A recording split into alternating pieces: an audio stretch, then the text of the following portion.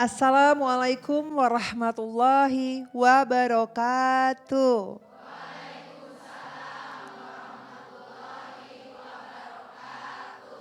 Selamat datang dalam program Kajian Hati bersama Ustadz Hilman Fauzi dan saya Fairuz Arafik yang akan menemani para jamaah yang ada di Masjid As-Sofia Bogor dan pemirsa yang ada di rumah dengan tema yang pergi takkan kembali. Pastikan hati untuk tetap mensyukuri. Masya Allah, tabarakallah. Ustadz, temanya begitu sangat menarik. Pastinya semua sudah penasaran untuk mendengarkan penjelasan dari Ustadz. Silahkan Ustadz. Bismillahirrahmanirrahim. Assalamualaikum warahmatullahi wabarakatuh.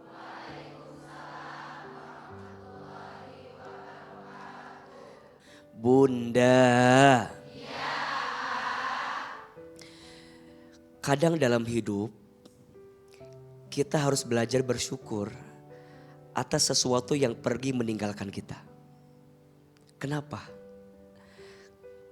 Kadang Allah melepaskanmu dengan sesuatu yang kamu cintai karena Allah lebih mencintai daripada kamu yang mencintainya. Iya apa iya? Misalnya kita cinta sama orang tua kita. Kemudian orang tua kita harus kembali kepada Allah. Kalau bicara sedih pasti sedih. Tapi kadang kita lupa bahwa ketika Allah mengambil orang tua kita pun karena Allah cinta sama orang tua kita. Betul? Di sisi lain kita harus tetap bersyukur juga dengan kisah yang lain. Misal ada di antara kita yang harus berpisah dengan orang yang kita cintai. Karena boleh jadi orang itu memang bukan orang yang baik untuk kita. Kadang kegagalanmu pada satu hal justru adalah cara Allah menyelamatkanmu dari sesuatu yang tidak baik untukmu. Setuju? Banyak orang yang terlalu menggenggam sesuatu sehingga ketika dia kehilangan sesuatu itu dia merasa rapuh dan terjatuh. Dia terpatah, terluka dengan semua yang harus dilepas dalam hidupnya. Padahal harusnya kita belajar ikhlas melepas. Karena Allah melepaskanmu dengan orang yang kamu cintai bukan karena Allah tak mencintaimu. Justru karena Allah mencintaimu dan Allah ingin menjagamu dari orang yang tidak baik untukmu. Maka pelajarannya, jangan terlalu menggenggam apa yang engkau cintai seperti engkau menggenggam pasir. Yang ada engkau hanya akan sakit dengan genggaman yang engkau lakukan. Karena perlahan tapi pasti yang engkau genggam akan pergi meninggalkanmu. Betul? Bunda sayang, pemirsa Trans TV, kita genggam pasir berlebihan. Apakah kita mendapatkan pasirnya? Tidak. Lama kelamaan pasir itu pergi dari genggaman kita. Maka cukuplah di hati hanya Allah. Cukuplah di hati hanya berharap kepada Allah. Semua yang ada dalam hidup ini hanyalah titipan dari siapa? Allah. Inna lillahi wa inna ilaihi raji'un. Segala sesuatu milik Allah dan semuanya akan kembali kepada Allah.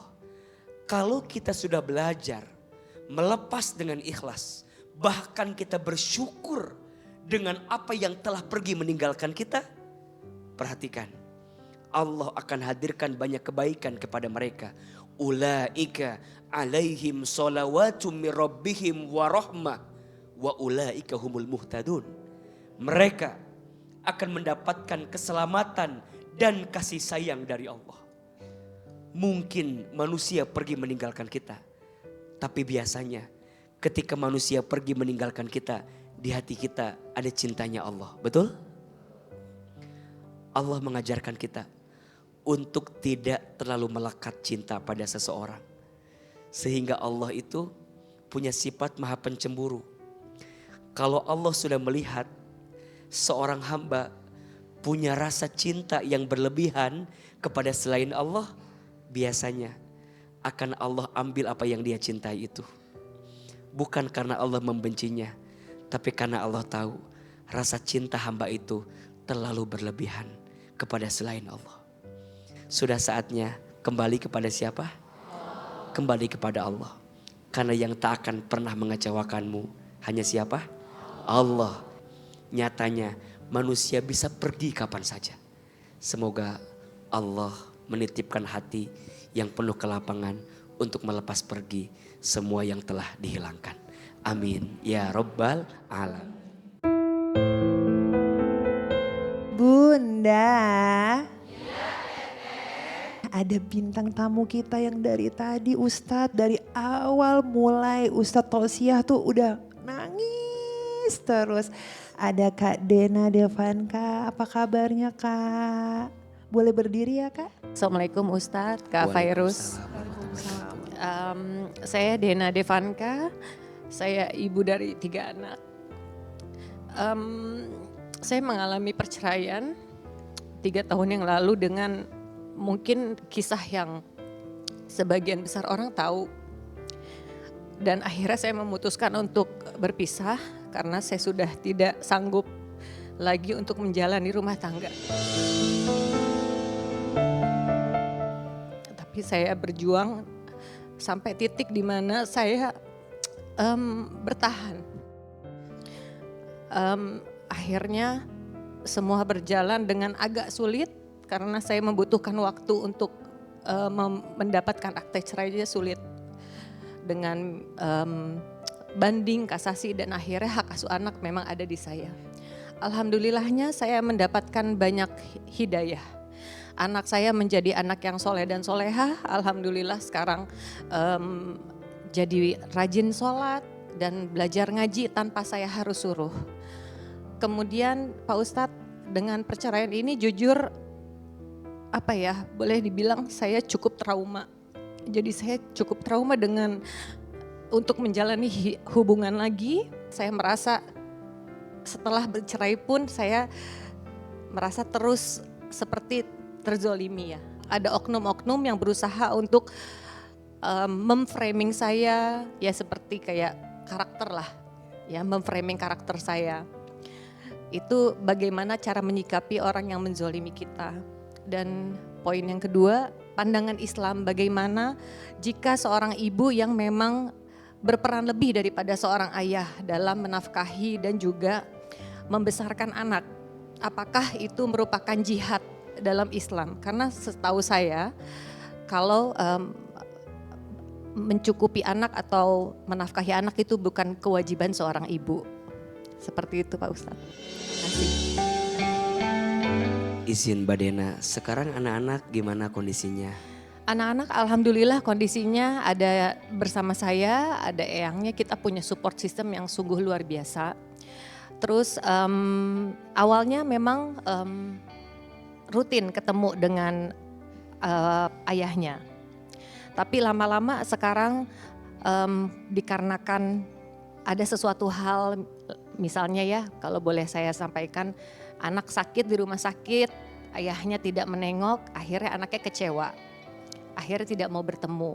Nah terus saat yang baru saja terjadi itu anaknya memberikan pesan lah ke WhatsApp-nya anak-anak, hal-hal yang seperti sarkasme terhadap ibunya. Jadi anak saya kecewa akhirnya tidak mau bertemu. Mah kok papa nggak ada gitu ya. Terus kemudian saya bilang nggak apa-apa dong, jadi kalian punya 2 rumah, ada rumah mama dan juga ada rumah papa. Jadi baru saat itu ya, sementara sekarang anak saya sudah mulai paham karena sudah mulai dikenalkan oleh pasangan ayahnya. Jadi sudah mulai kayak udah lebih santai lah. Terkadang dari pihak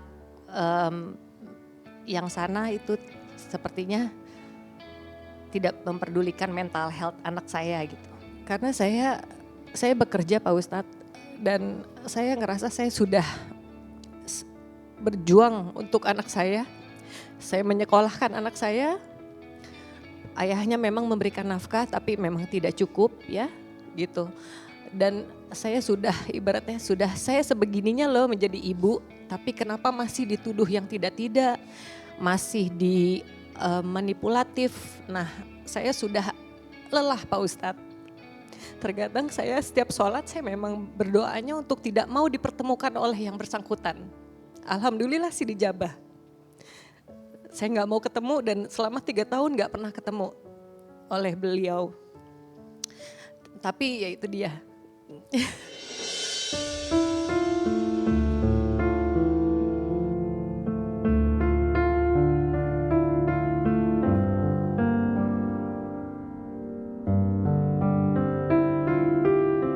Ada beberapa nasihat yang mungkin izin Ahilman sampaikan. Yang pertama, yang gagal itu rumah tanggamu, bukan hidupmu. Yang hancur rencanamu, bukan masa depanmu. Jangan sampai satu episode dalam hidupmu menghancurkan setiap kebaikan yang Allah siapkan untukmu di masa depan. Sudah usai, biarlah selesai.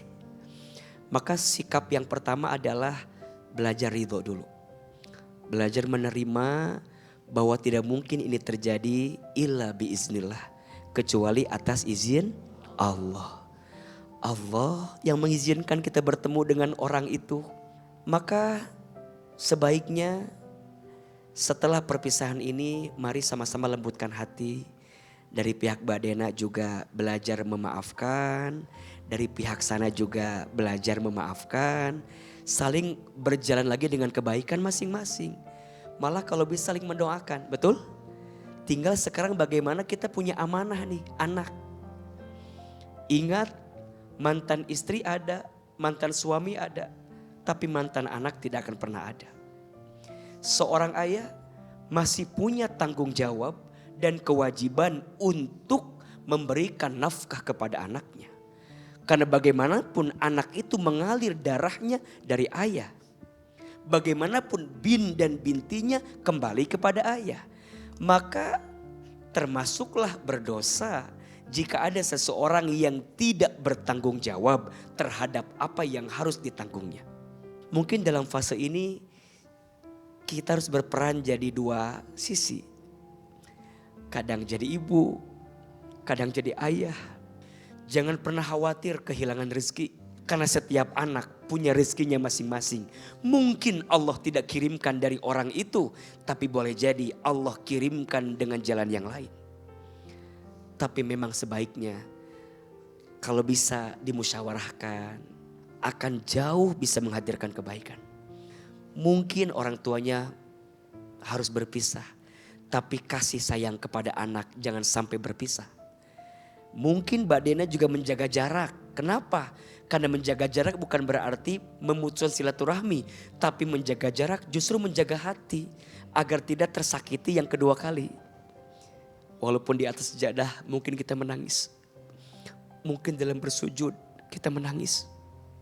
Mungkin dalam setiap doa kita menangis. Tapi itu lebih baik.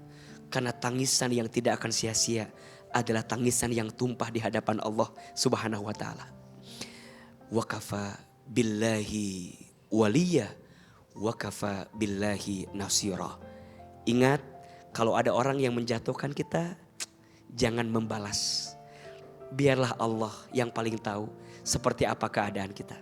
Hasbunallah wa ni'mal wakil, ni'mal maula wa ni'man nasir.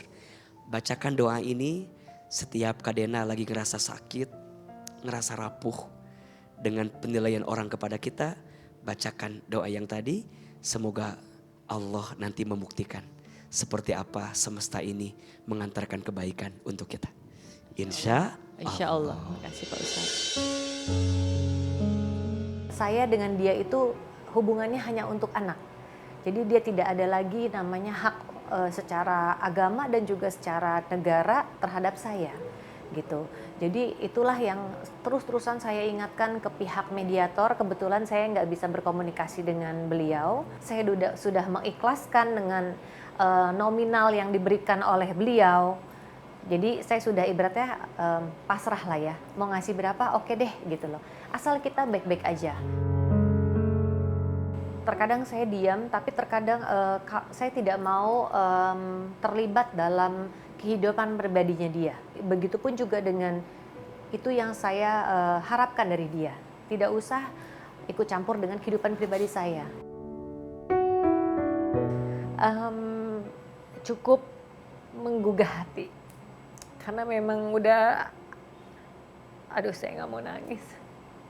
Karena udah cukup lama saya mengagumi beliau, saya bisa bercerita. Akhirnya memang diberikan solusi kalau memang harus lebih ikhlas. Kenapa hak asuh anak ada di saya? Itu kan sebenarnya ada tujuannya gitu loh.